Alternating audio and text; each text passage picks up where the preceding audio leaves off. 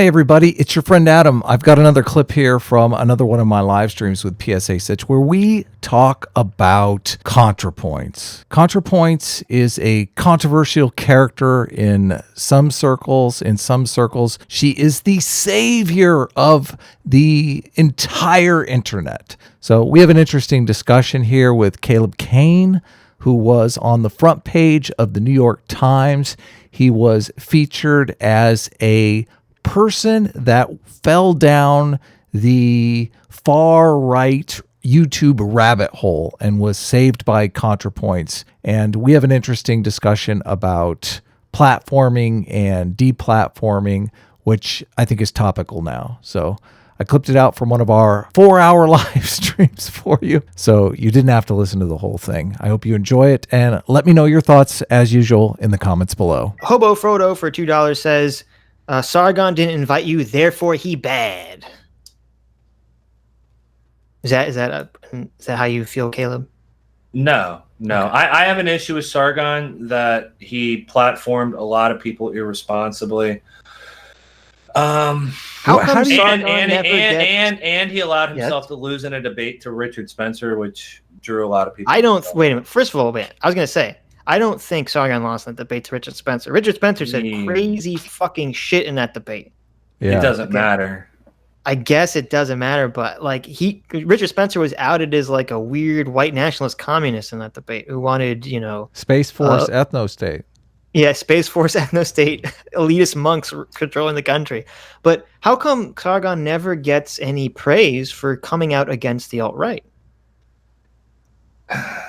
I mean, I guess Sargon came out against the alt-right. You try to take him down. But then he also goes on JF's show and like has a good old time. What is like? There's an argument to be made that people should be able to platform whoever they want. Like, what's irresponsible platforming? Should CNN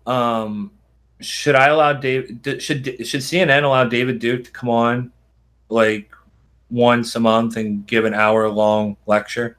Are they doing that? But what would you say if they did? Well, no, but you're saying Sargon is doing that. No, I think Sargon has had too many friendly relations with a lot of these people, and then also just his own. And we can go into Sargon's own rhetoric and his own things that he said. But I'm not. Sargon says in his defense that he platformed Contrapoints irresponsibly. That's hilarious. Okay. But I don't think it's that far outside the bounds. I don't think that you guys are. I haven't seen you guys doing that with your show here. If you guys had Richard Spencer on here and you just like had a nice friendly conversation with him like Roaming Millennial did, right? Then I would criticize the fuck out of you guys, and I probably wouldn't even come on here. Is it possible to expose someone and criticize them without attacking them? Yeah, no. You got to butter them up and make them feel comfortable, so then they say something stupid. There's a good example of this. Jared Taylor went on a show with, what was her name? It was like Agam or I can't remember. I can't listen to him because he whistles too much. But she did it in a way where she didn't like sit there and scream at him. I'm not saying that, but she challenged him on all his points. Roaming Millennial gave Richard like a softball interview, like a complete. I don't know if I agree with that. I would say that there's a lot of people that watched that interview. I had a Hispanic girl email me after that interview and say that she got red pilled by Richard Spencer and became a white nationalist. And everybody in the chat's laughing. That was a real girl. I verified through her fucking Twitter, dude. She was like shaming all her friends because they were having babies. And she said the world doesn't need more brown babies. Like,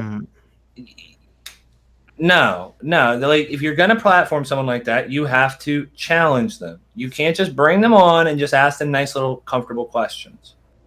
Well, I guess the problem is people are fucking stupid. So even though because like when I listen to the Roaming Millennial Richard Spencer thing, I think, wow, this Richard Spencer guy sounds like a fucking moron. But since Roaming Millennial isn't doing the performative aspect of calling him a fucking moron, some of her dumber fans won't pick up on the things that he's saying. People are susceptible. Right. And when you have a platform, you have to realize that. Well, people like Richard will use a platform to come on and to spread their message. They will. Susceptible That's why they how? won on Susceptible to what? People are malleable. They hear Richard talk about, I'm not racist.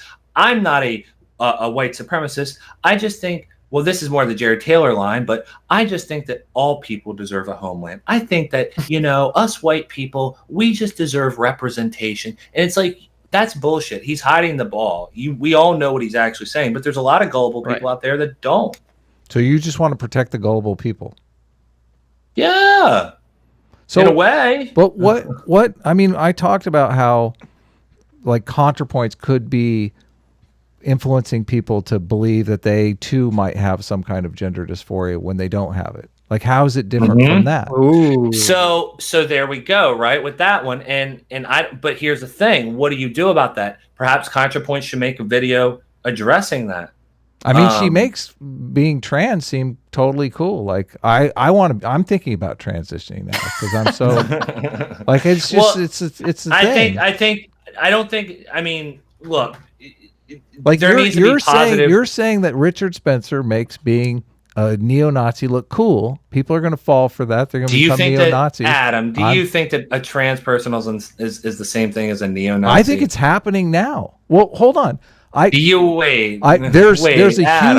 a huge difference between a neo-Nazi and a trans person. I completely agree with you there.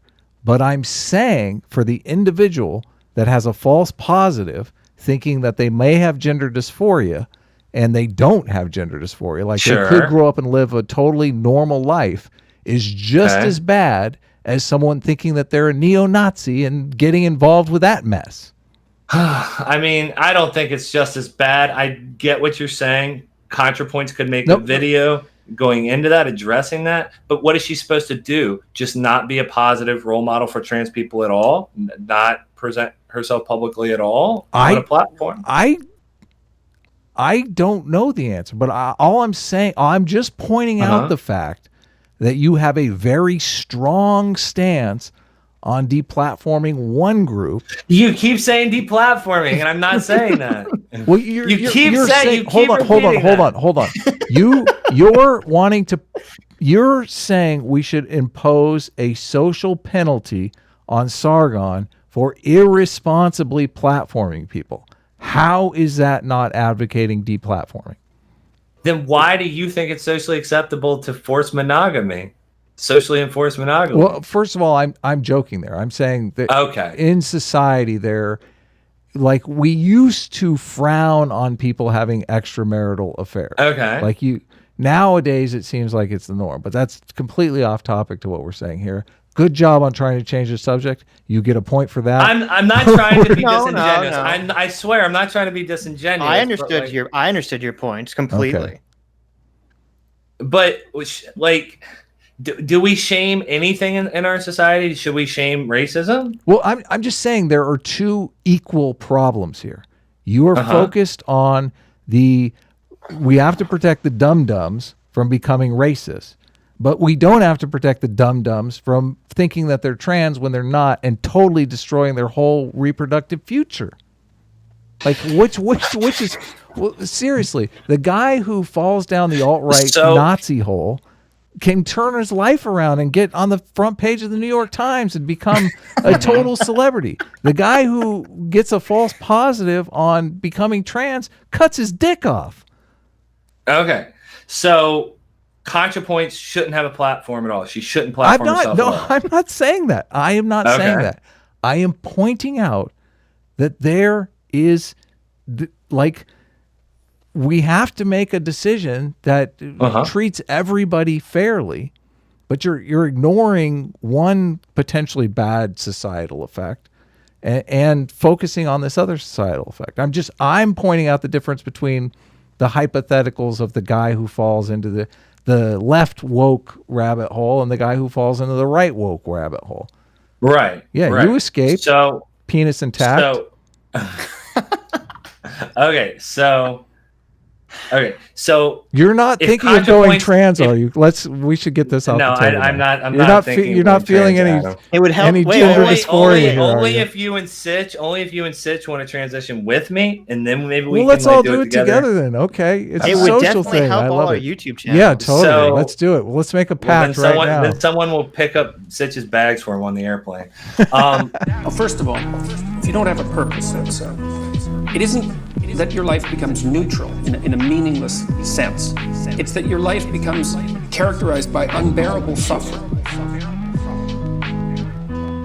Because the baseline condition of life is something like unbearable suffering.